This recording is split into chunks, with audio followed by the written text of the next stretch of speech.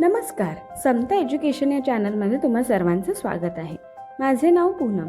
मी या टीमची media head. आमची छोटीशी ट्रस्ट आहे ज्याचे नाव आहे Phoenix educational and social welfare trust. Phoenix या शब्दाचा अर्थ आणि याची रचना मी तुम्हा सर्वांना सांगू इच्छिते.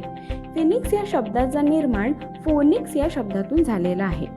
फोनिक्स म्हणजे राखेतून उंच आकाशात झेप घेणारा एक काल्पनिक पक्षी आणि फिनिक्स म्हणजे शून्यातून आपले जग निर्माण करणारा गरम रक्ताचा आणि जिवंत हाडामासाचा विद्यार्थी.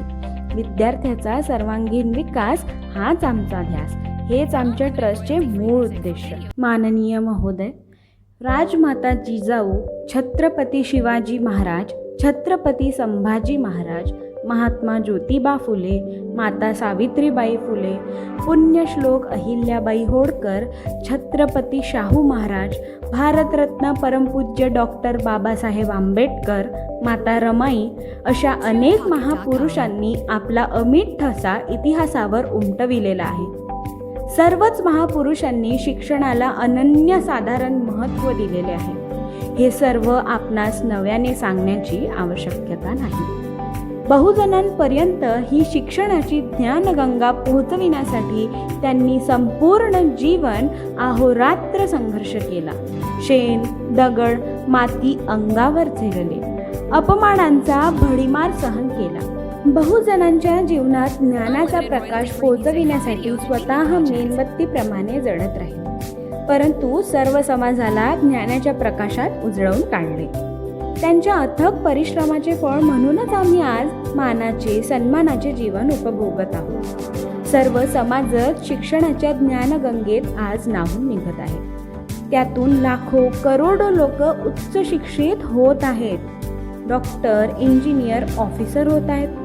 महापुरुषांच्या सामाजिक, शैक्षणिक उत्थानाच्या चळवळीचा हा फार मोठा विजय आहे.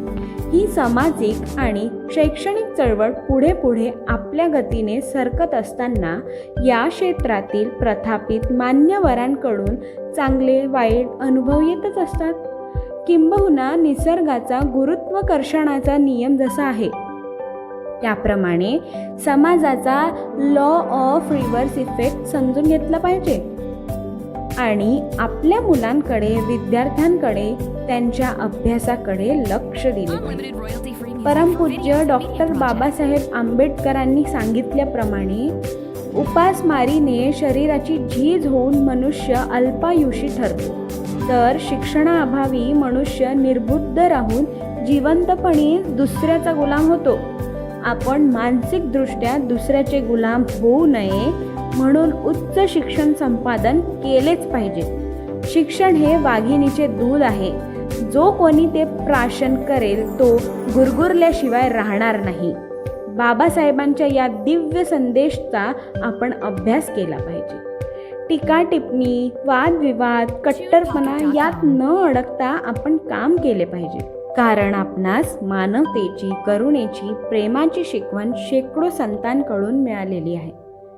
आम्हाला संत ज्ञानेश्वर माऊली, संत तुकाराम महाराज, संत कबीर, संत सावता माळी, संत गोरा कुंभार, संत नरहरी सोनार, संत चोखामेळा, संत रोहिदास, संत गाडगे बाबा अशा अनेक थोर संतांचा वारसा भारतवर्षाला, विशेषतः महाराष्ट्राला लाभलेला आहे.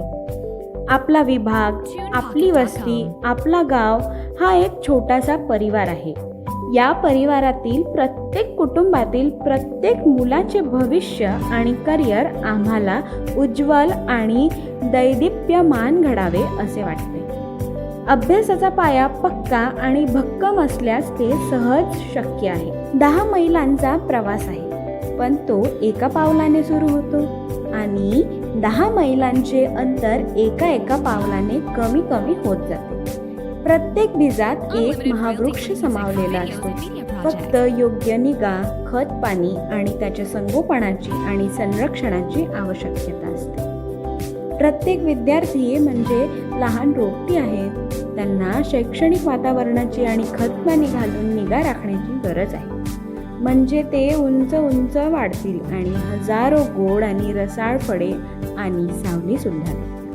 धन्यवाद. आपली Vineet Poonam परतेके. Education is the most powerful weapon which we can use to change world. United we stand and divided we fall. होय, आमची मुले उच्च विद्याविभूषित होऊ शकतात. Yes we can. आपली विनीत पूनम परतेकी.